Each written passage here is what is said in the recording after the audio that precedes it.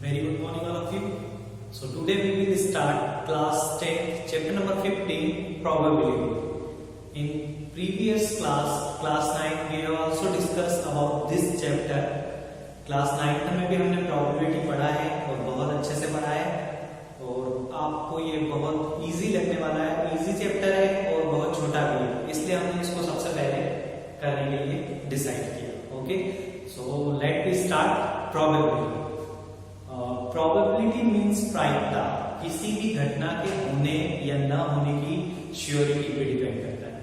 Okay, जैसा कि हमारे पास फॉर्मूला है प्रोबेबिलिटी का, favourable outcome upon total outcome. It's means that कोई घटना कितने टाइम घट रही है, ठीक है, उसकी टोटल और वो कितने टाइम होगी वो फेवरेबल में चला जाएगा. ठीक है, यहाँ पर एक और फॉर्मूला है प्रोबेबिलिटी का, प्रोबेबिलिटी और not probability equal then 1. Probability का होना और नहीं होना दोनों की जो इक्वलिटी होती है, इक्वल होता है, वो 1 के इक्वल होता है. एक और चीज हम जानेंगे यहाँ पर प्रोबेबिलिटी चैप्टर में कि प्रोबेबिलिटी जो होती है वो 0 से बड़ी होती है और 1 से छोटी होती है. ये चीज आप हमेशा याद रखना कि जब भी आप प्रोबेबिलिटी का क्वेश्चन करोगे तो उसका जो आंसर होगा वो 0 से बड़ा होगा और 1 से छोटा होगा. तो यहाँ पर ये चीज मैंने लिखी है. कुछ इवेंट घटते हैं यहाँ पर, मैंने यहाँ पर उनके नाम लिखे, जैसे पॉसिबल और इम्पॉसिबल इवेंट. इम्पॉसिबल इवेंट मतलब कभी ना होने वाला, ऐसी चीज जो कभी हो ही नहीं सकती वो इम्पॉसिबल इवेंट में चल जाता है. जैसे the sunrise in the west, सूर्य पश्चिम से उगता है, not possible, so impossible event. ठीक है, अब मान लो हमारे पास बहुत सारी बॉल रखी है रेड कलर की, ठीक, लेकिन सामने वाला आपसे पूछ रहा है कि आप ग्रीन कलर की बॉल निकालिए, तो पॉसिबल है क्या? नो, इम्पॉसिबल इवेंट है. क्यों? क्योंकि उसमें रेड कलर की बॉल है सारी, ग्रीन कलर की बॉल ही नहीं है, तो वो निकल ही नहीं सकती, इसलिए वो इम्पॉसिबल इवेंट में चला जाएगा. Next one is sure event, जो 100% होता है, जैसे the sun rises in the east, सूर्य पूर्व से ही उगेगा, तो वो श्योर इवेंट में चला जाएगा. देन कॉम्प्लीमेंट्री इवेंट, कॉम्प्लीमेंट्री मतलब अपोजिट. ठीक है, मान लो किसी घटना की होने की प्रोबेबिलिटी, जैसे हमें पता है कि 100% रहती है, ठीक है, मान लो नहीं होने की प्रोबेबिलिटी उसकी 30% है, तो होने की कितनी निकलेगी? 70. ठीक है, इस फार्मूले से हम उसे निकाल सकते. ये कॉम्प्लीमेंट्री प्रोबेबिलिटी इवेंट का फार्मूला PE बार. ठीक है, complementary event. Next is equally likely outcome. Equally likely outcome का मतलब होता है कि कोई सी ऐसी चीज जो पता नहीं होगी नहीं होगी, मतलब जो श्योर रिजल्ट दे, फेयर ट्रू रिजल्ट दे. जैसे कि एक कॉइन को यदि हम उछालेंगे तो हेड या टेल, या तो हेड आएगा या फिर टेल आएगा, क्लियर, बट पता नहीं हमें क्या होगा, तो वो फेयर डिसीजन देता है. इसीलिए किसी भी चीज में या फिर कोई सा गेम हो तो टॉस करने के लिए हम कॉइन का यूज करते हैं, क्योंकि वो फेयर डिसीजन देगा, कभी हेड आएगा कभी टेल, तो वो किसमें चला जाएगा? Equally likely outcome. तो इस टाइप से मैं प्रोबेबिलिटी के बारे में मैंने डिस्कस कर दिया. आपको क्लास 9 में मैंने आपको डिटेल में लिखवा चुका हूँ. 1 कॉइन की प्रोबेबिलिटी कितनी होती है, 2 कॉइन की. तो जैसे जैसे क्वेश्चन आएंगे मैं आपको वैसे वैसे उसमें उसके बारे में समझाता जाऊंगा. तो आइए हम स्टार्ट करते हैं 15.1 एक्सरसाइज फर्स्ट क्वेश्चन, जो कि फिलिंग द ब्लैंक्स है. ठीक है, तो फर्स्ट क्वेश्चन में आपको डायरेक्ट यहीं पर बुक के थ्रू बता दूंगा, आपको बुक अपनी पास में रखनी है, आप देखते जाइए. तो क्वेश्चन नंबर 1 है probability of a event plus probability of A not event equal. तो जैसा कि मैंने यहाँ पर फॉर्मूला लिखवाया है, इक्वल देन 1 के इक्वल होता है, तो आपके फर्स्ट फिलिंग द ब्लैंक्स का आंसर हो गया 1. The probability of a event that can not happen, यदि कोई सा इवेंट है होगा ही नहीं, ठीक है, इम्पॉसिबल, तो प्रोबेबिलिटी क्या शो करेगा? 0. Clear. Now next is such an event is called impossible event. जैसा कि मैंने यहाँ पे लिखा है, इम्पॉसिबल इवेंट की प्रोबेबिलिटी 0, पॉसिबल की 1. Clear.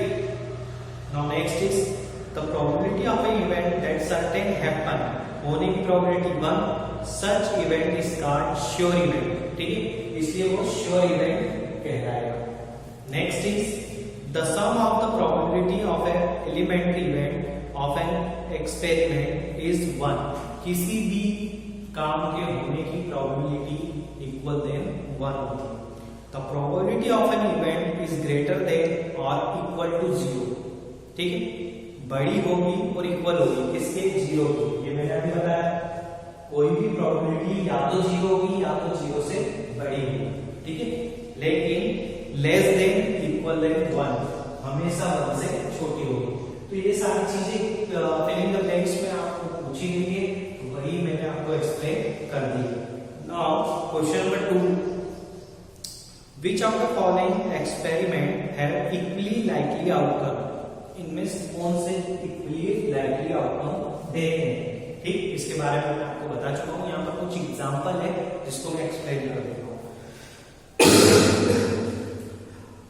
Drive attempt to start a car, the car started out does not start.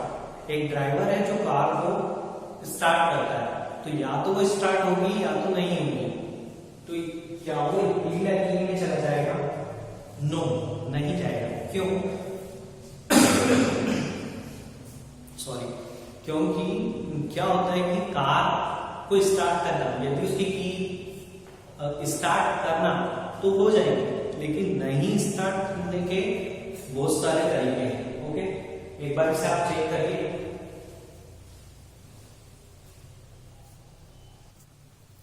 Yes, जैसा कि मैं आपको बता रहा था कि कार के ना स्टार्ट होने के बहुत सारे ऑप्शन हो सकते हैं, जैसे कार खराब हो, की नहीं लग रही हो, की दूसरी हो। तो यहाँ पर इक्वल बराबर मैनेज नहीं कर रहा है, इसलिए नॉट हो जाएगा। A player attempt to shoot a basketball, he और शी शूट्स और मिस द शॉट। ठीक है, तो यहाँ पर गन से कुछ शूट कर रहे हैं, तो वो शूट होगा या नहीं, तो वो फेयर में जाएगा या नहीं? तो नहीं जाएगा। क्यों? यदि वो पास से शूट कर रहा है तो इसलिए हर टाइम वो शूट कर देगा, ज्यादा दूर से करेगा तो उससे नहीं हो पाएगा। तो यहाँ पर फेयर डिसीजन नहीं हुआ है। Next, third is a trial is made, the answer is true और false, the answer is right और रॉन्ग। ठीक है, यहाँ पर ट्रू फॉल्स का क्वेश्चन दिया है, तो क्लियर है यहाँ पर इक्वली लाइकली में जाएगा। क्यों? क्योंकि पता है हमें कि या तो ट्रू हो सकता है या तो फॉल्स होगा। Next, a baby is born, it is a boy और गर्ल। कोई बच्चा यदि जन्म लेता है, ठीक है, तो वो गर्ल होगा या बॉय, ये भी हम नहीं बता सकते, तो वो भी इक्वली लाइकली में जाएगा, या तो बॉय हो सकता है या तो गर्ल। तो इस टाइप से क्वेश्चन नंबर 2 सॉल्व होता है। इसका आंसर आएगा third and fourth are equally likely. Okay, now we start question number third. Why is tossing a coin considered to be a fair way to deciding which team should be get the ball and begin to football game? Football game में toss करने के लिए coin का use ही क्यों करते हैं? तो जैसा कि मैंने बताया कि कॉइन जो होता है वो फेयर डिसीजन देता है। ओके, यानी कि जो कॉइन होता है वो इक्वली लाइकली आउटकम शो करता है, इसीलिए हम उसे यूज करते हैं। तो इसका आंसर यहाँ पर यही लिखना है, the coin is show the equally likely outcome and fair decision, so it is used to tossing the coin. Now question number 4, which of the following cannot be probability of an event? इनमें से कौन सा probability of event show नहीं करता? 2/3, -1/5, 15%, 0.7। तो यहाँ पर 2/3 को हमने देखा 0 से बड़ा है, 1 से छोटा है, यानी कि ये करेगा। 15% को हमने देखा 0 से बड़ा है, 1 से छोटा है, ये भी करेगा। 0.7 0 से बड़ा है, 1 से छोटा है, ये भी करेगा। यहाँ जो -1.5 है ये 0 से छोटा हो गया, इसलिए ये शो नहीं करेगा। तो आपका बी पे आपको टिक करना है। Now question number 5, if P is equal to 0.05, what is the probability of not E? Okay, यहाँ पर नॉट का क्वेश्चन है, जिसे मैं यहाँ पर शो कर देता हूँ। P जो दिया हुआ है वो 0.05 है, आपको P बार बताना है आपको। ठीक है, तो आप ये वाला फार्मूला लगा सकते हैं। ये वाला फार्मूला लगाएंगे तो 1 से इसको माइनस करना पड़ेगा, तो P बार हो जाएगा 1 - 0.05। इन दोनों का आपस में माइनस कर दीजिए, या तो आप इस टाइप से इसको लिख सकते हैं। 10 में से 5 5 9.0, तो यहाँ पर E डैश हो गया 0.95। This is your answer in question number 5। ठीक, इसी टाइप से आपको सॉल्व करना है। Then question number 6 is a bag contain lemon flavour candies only. एक बैग में लेमन कलर की कैंडीज रखी हुई है। Malini takes out the one candy without the looking into the bag, what is the probability? First पूछिए an orange flavour candy.